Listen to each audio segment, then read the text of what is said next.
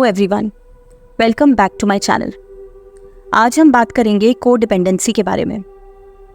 Codependency basically एक behavioural condition है जहां एक इंसान का सेल्फ वर्थ और आइडेंटिटी उनके रिलेशनशिप्स, स्पेशली उनके क्लोज रिलेशनशिप्स पे डिपेंडेंट होती है। एक कोडिपेंडेंट पर्सन अपनी खुशी और अपनी एग्जिस्टेंस को दूसरों की नीड्स और इमोशंस के थ्रू डिफाइन करता है। उनके डिसीजंस, उनकी फीलिंग्स और उनका बिहेवियर अक्सर इस बात पे डिपेंड करता है कि दूसरे लोग क्या सोच रहे हैं या क्या फील कर रहे हैं। ये लोग दूसरों की नीड्स को अपनी नीड्स से ऊपर रखते हैं और उनकी लाइफ का फोकस ही दूसरों को सपोर्ट करना, उनके लिए रिस्पॉन्सिबल फील करना और उनकी प्रॉब्लम्स को सॉल्व करना बन जाता है। इस प्रोसेस में वो अपनी नीड्स, अपनी फीलिंग्स और अपनी खुशी को इग्नोर कर देते हैं।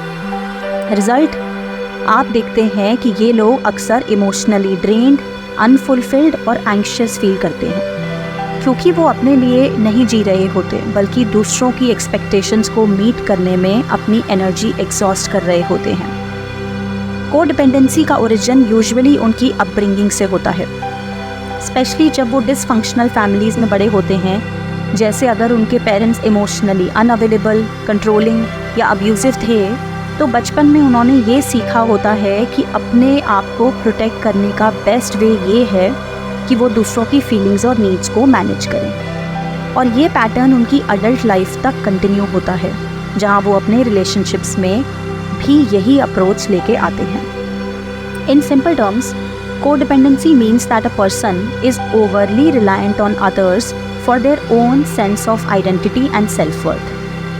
They struggle with setting boundaries, saying no and prioritizing their own needs. ये लोग अपने आप को दूसरों की खुशी में ढूंढते हैं, लेकिन इस चक्कर में अपना अस्तित्व खो देते हैं। Understanding the struggles of codependency. सबसे पहले हम ये समझने की कोशिश करते हैं कि कोडिपेंडेंसी के साथ जो स्ट्रगल्स आते हैं वो क्या हैं। एज समवन जो कोडिपेंडेंट लोगों के साथ काम करता है, मैंने ये देखा है कि ये लोग कितने काइंड और फॉरगिविंग होते हैं, स्पेशली टूवर्ड्स अदर्स। लेकिन ये काइंडनेस उनके खुद के लिए नहीं होती, और यही प्रॉब्लम का मेन रीज़न है। कोडिपेंडेंट लोग अक्सर डिप्रेशन और एंग्जाइटी से स्ट्रगल करते हैं, क्योंकि वो दूसरों के लिए ओवर रिस्पॉन्सिबल फील करते हैं लेकिन अपनी नीड्स को निगलेक्ट कर देते हैं। ये इम्बैलेंस उन्हें सिग्निफिकेंट इमोशनल पेन की तरफ ले जाता है। बहुत से कोडिपेंडेंट लोगों को ये समझ ही नहीं आता कि उनकी सफरिंग का ओरिजिन कहाँ से है, लेकिन थेरेपी के दौरान एक मोमेंट ऑफ क्लैरिटी आता है। उन्हें ये रियलाइज़ होता है कि उनका दूसरों के लिए ज़्यादा रिस्पॉन्सिबल फील करना उनके अपने वेलबींग के कॉस्ट पे हो रहा है। ये रियलाइजेशन बहुत ट्रांसफॉर्मेटिव होता है और ये देखना पावरफुल होता है जब उन्हें ये समझ आता है कि उनकी सेल्फ निगलेक्ट का उनकी लाइफ पे क्या इम्पैक्ट हो रहा है। कोडिपेंडेंसी इजंट बैड, लेकिन ये बात भी है कि कोडिपेंडेंट होना कम्प्लीटली नेगेटिव नहीं है। इनफैक्ट कोडिपेंडेंट लोगों ने अपने एक्सपीरियंसेस से कुछ वैल्यूएबल स्किल्स डेवलप किए हैं। ये ट्रेट्स जब रिकवरी में रिफाइन होते हैं तभी उनके स्ट्रेंथ्स बन सकते हैं। तो चलिए बात करते हैं कोडिपेंडेंसी के 5 गिफ्ट्स के बारे में।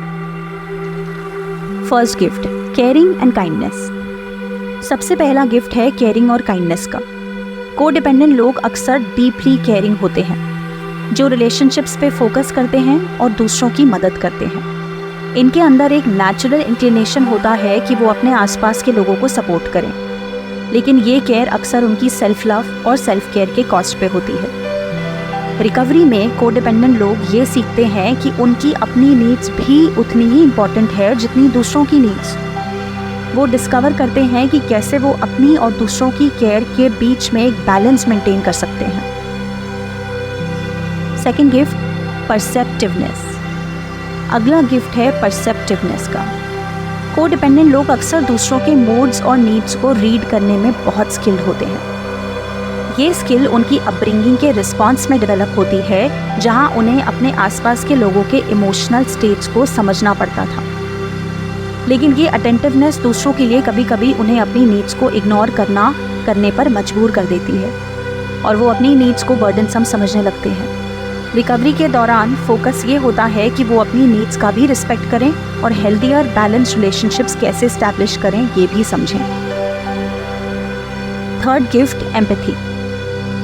तीसरा गिफ्ट है एम्पैथी का। को डिपेंडेंट लोगों के पास बहुत स्ट्रॉन्ग एम्पैथी होती है जो उन्हें दूसरों की सफरिंग को रिलीव करने के लिए ड्राइव करती है। ये एम्पैथी उन्हें कंपैशनेट और अंडरस्टैंडिंग बनाती है, लेकिन ये उन्हें वल्नरेबल भी बनाती है कि लोग उनका फ़ायदा उठा सकते हैं। रिकवरी में वो ये सीखते हैं कि सेल्फ एम्पैथी कितनी इम्पॉर्टेंट है, अपने आप का भी वैसे ही ध्यान रखना जैसे वो दूसरों का रखते हैं। वो ये भी सीखते हैं कि अपनी एम्पैथी को बैलेंस कैसे करें ताकि वो अपना सपोर्ट भी लें जब ज़रूरत हो और दूसरों का भी ध्यान रखें। Fourth gift, non judgmental nature. एक और गिफ्ट है उनका non judgmental nature. Codependent लोग अक्सर दूसरों के इम्परफेक्शंस के लिए काफ़ी एक्सेप्टिंग होते हैं। वो लोगों को एक safe non judgmental space offer करते हैं जहां वो अपने आप को जैसे हैं वैसे एक्सेप्ट कर सकते हैं। लेकिन ये टॉलरेंस कभी कभी उन्हें इनअप्रोप्रिएट बिहेवियर को एक्सेप्ट करने पर मजबूर कर देती है, स्पेशली अगर वो बिहेवियर उनके किसी क्लोज पर्सन से आता है।